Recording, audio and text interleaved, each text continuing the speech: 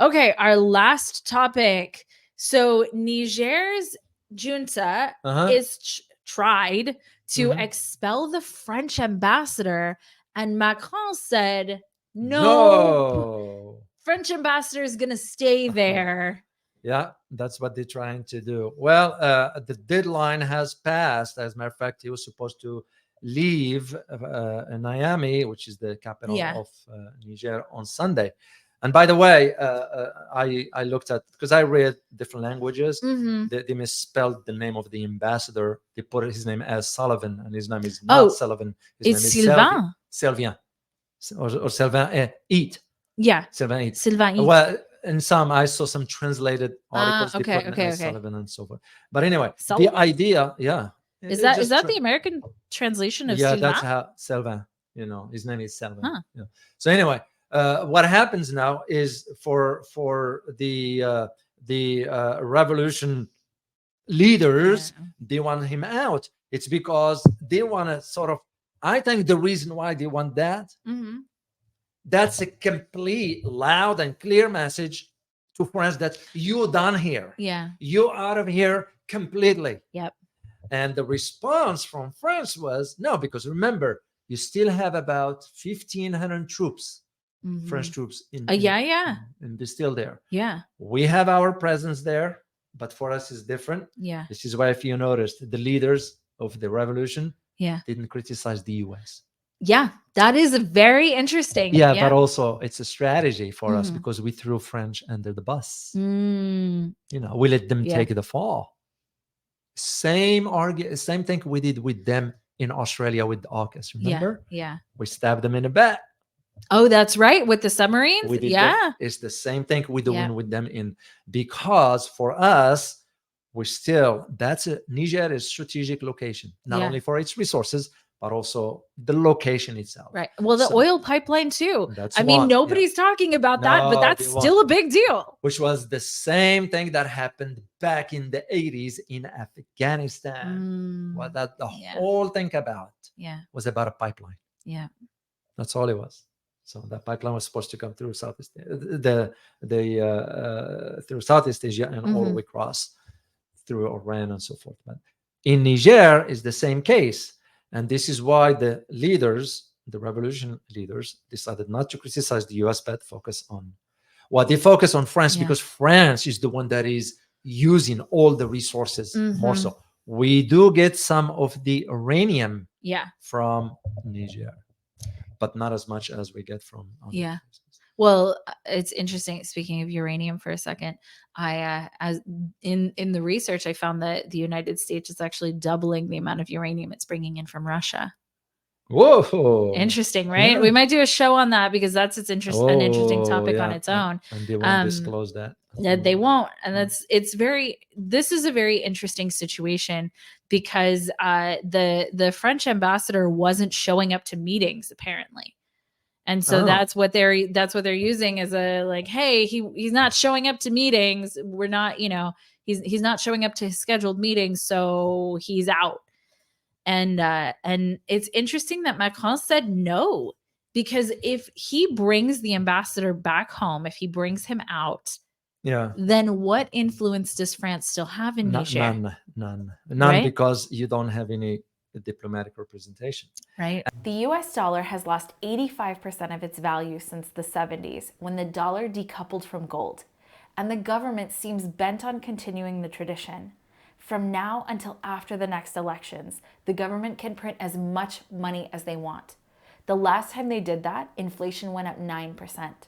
This means one thing: the security of your future and your family's future is all in your hands. Make sure you freeze the value of the wealth you're holding. Invest with Noble Gold Investments. Gold is the one asset that has proven to withstand recession, inflation, and just about all economic threats. Noble Gold Investments is here to help you if you want to invest in gold. You'll also get a 24-karat, 1/4 ounce gold standard coin for free. Go to geopoliticsgold.com now. That's geopoliticsgold.com. Or simply call 1-877-646-5347, the only gold company I trust. And remember, There's always a risk with investments, and there are no guarantees of any kind. And what's interesting about Macron's statement, his statement was to other ambassadors. Yeah. It was yesterday, by the way. Yeah. His I saw statement it. was yesterday in Paris. So to other ambassadors, but because he realizes that the heat France is getting, and the thing is, he was counting. Yeah. Macron was counting on the U.S. Yeah. The U.S. kind of let him take the fall. Yeah. It's politics. It's interest. Well, and France is not doing a dissimilar thing. France has also called for de-dollarization. So, we're tit for tatting at this point, right? Them, that's because true. It's true.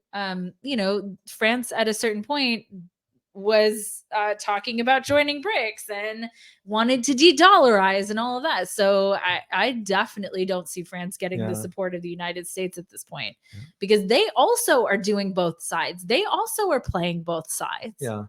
And it's about time for Africans to really benefit from their own resources. Of course. Massive amount of resources. Yeah. And yet they are not. I mean, it's their natural resources, their own civilian population, their own manpower. Yes. It is absolutely time for them to start benefiting from their own hard work and natural resources.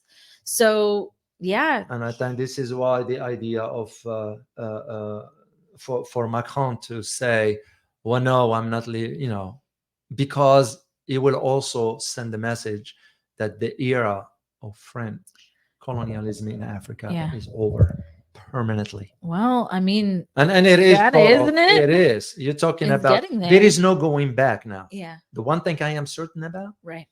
There is no going back. Right. That's it. Africa's moving forward now. Well, and now the question becomes is how they're going to move about. They have to have a strategy in place. Right. So with all those resources, if they don't use that strategically and smartly, they will lose the opportunity. Well, I don't see them doing that. But how long have we heard about where Africa is?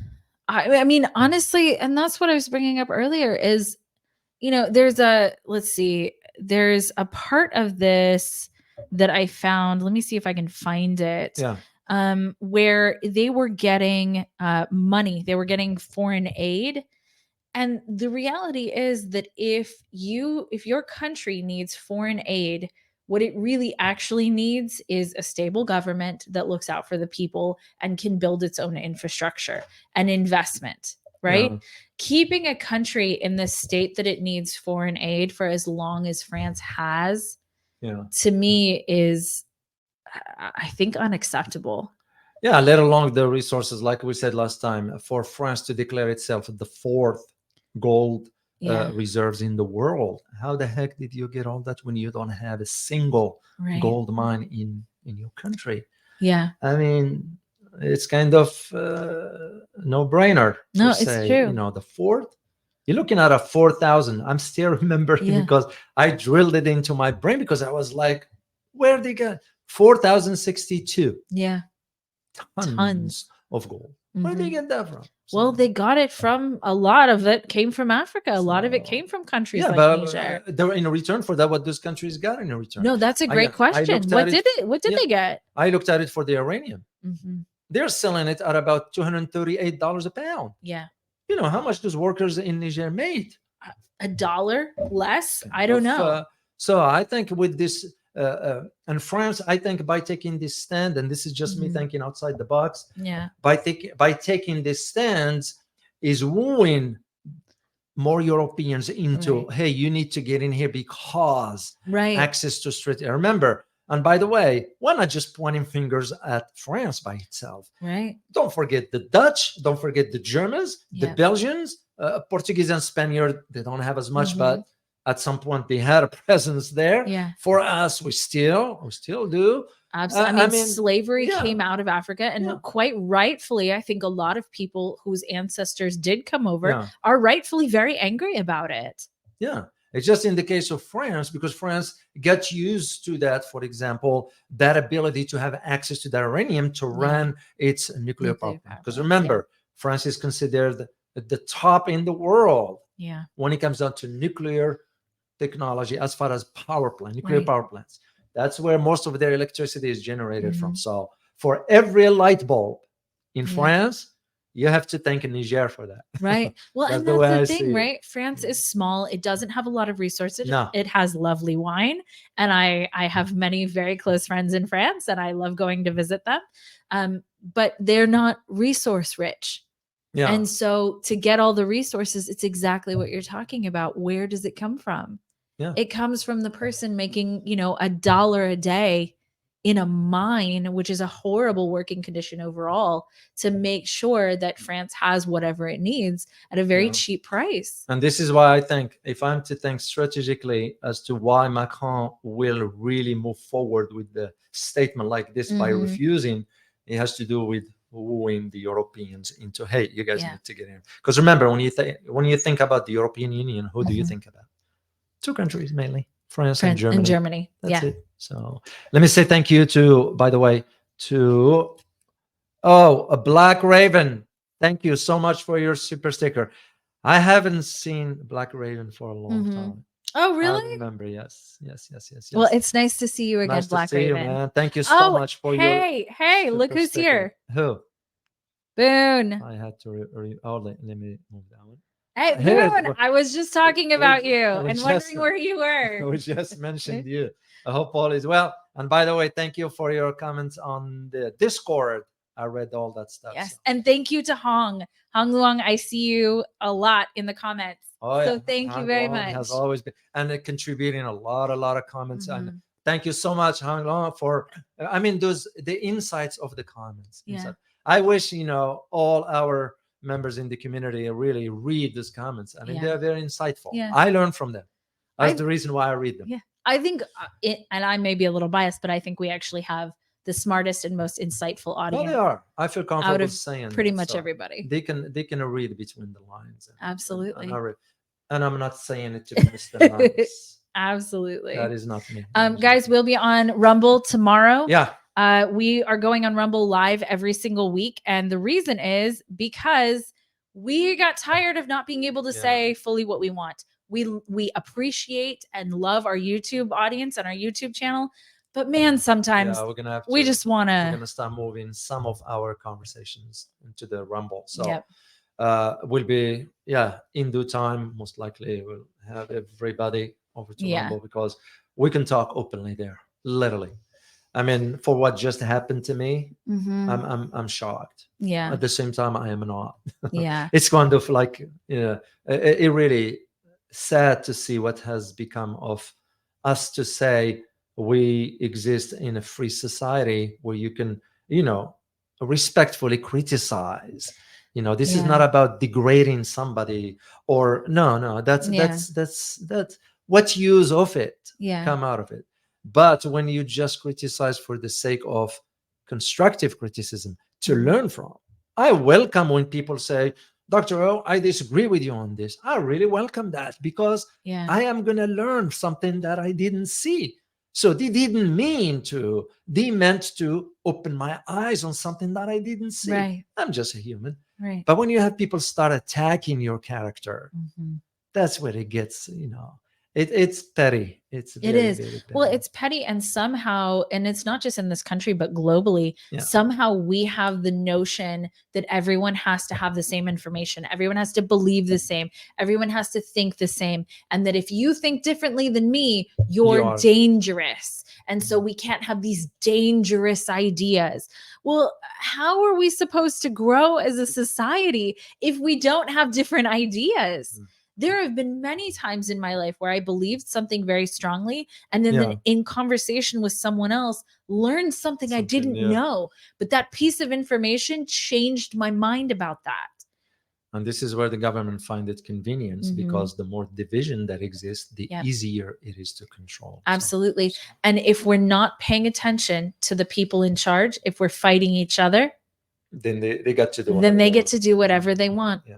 So that's what we talk about on Rumble. So, well, we look forward to seeing you guys tomorrow. I hope you join us on a Rumble, and we'll post the topics and all that stuff. So we'll do that tomorrow. Well, I hope you'll find this very informative as always. And remember geopolitics. And remember, I forgot. Prepare yourself for a changing world order. Till next time, guys. Bye bye.